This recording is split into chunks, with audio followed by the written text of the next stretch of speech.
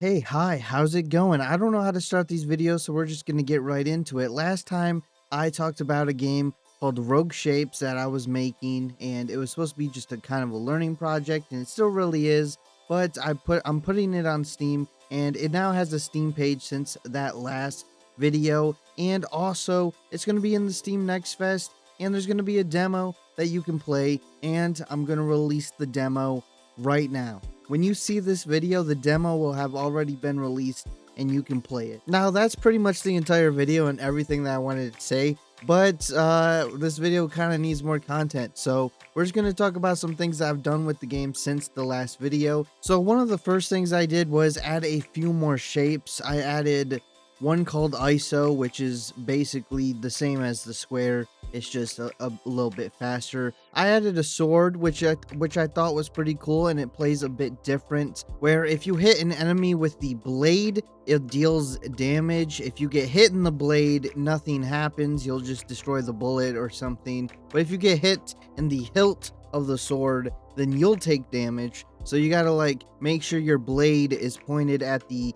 enemies that you want to destroy, and you're keeping your hilt safe. The next thing I did was add a cursor. I'm not really sure why, but I just wanted to put something else in there in something that's different. So I added a cursor, and the cursor moves a bit slower, rotates pretty slowly, but will shoot out a giant cursor that deals a lot of damage. And it kind of sucks when you first start using it. I mean, it deals a lot of damage, but it's kind of hard to hit enemies and it doesn't really shoot that fast. But once you get some upgrades, especially if you get like the piercing upgrade, I think I'm kind of spoiling the shape, but you know, the shape can get better. It can get good, though it kind of sucks when you first start messing around with the cursor. And then I added a laser because there were enemies with lasers, so I thought, why not have a shape where you can have a laser? And so that's what I did. I added it, and it's fun. It's extremely broken.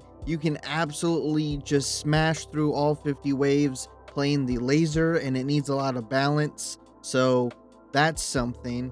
Honestly, that's a lot of the shapes. Some of the shapes are fine and they're good, but some of them just need a lot of rebalancing. But I thought, why not just get them in the game for now and then balance it later? I mean, it's not like the game's releasing right now. And the ones that you can play as in the demo, which are the triangle, the square, and the plane, you can play in the demo, by the way, if you want to play the demo. Those are the three shapes that are in the demo. The rest of them, I didn't bother like fully balancing yet because, well, no one can really play them but me. So, you know, put them in now, fix it later. That's what I always say. It's probably not the best idea, but that's what I did. And I also added some like more feedback, I guess. I added a dash control on the screen because through some testing I realized I needed to have some, at least the dash on the screen for the controls, because I don't know why I'm just bad at having tutorials. In every game needs a tutorial. It needs to teach players,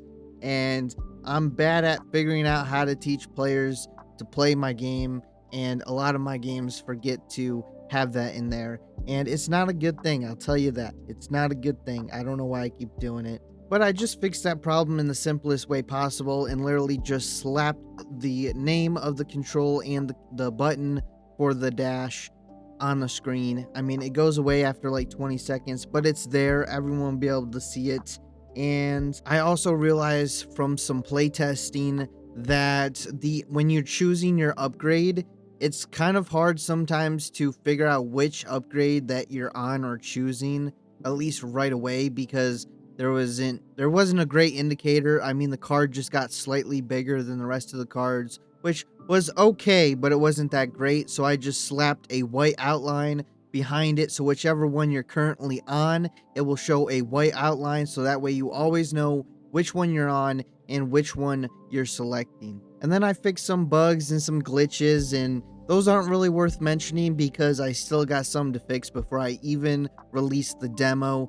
But there is quite a few. But yeah, that's pretty much it. So this game is going to be in the Steam Next Fest. There's going to be a demo. If you want to play that demo, you can go down in the description of this video and click the link for Rogue Shapes. or you could just open Steam and search Rogue Shapes if you really want to. But of course, the link is going to be the best way to get to it because it doesn't waste your time. The demo takes about 200 megabytes of space, so it's hardly any space on your hard drive, so you might as well just download it and give it a try. I mean, what's the problem? Anyways, that's gonna be it for this video, so hope you enjoyed it for some reason. If you did, make sure to hit that like button, leave a comment below, tell me what you think about anything in the comments below, anything, and make sure to hit that subscribe button if you're not subscribed already, and I will see you next time.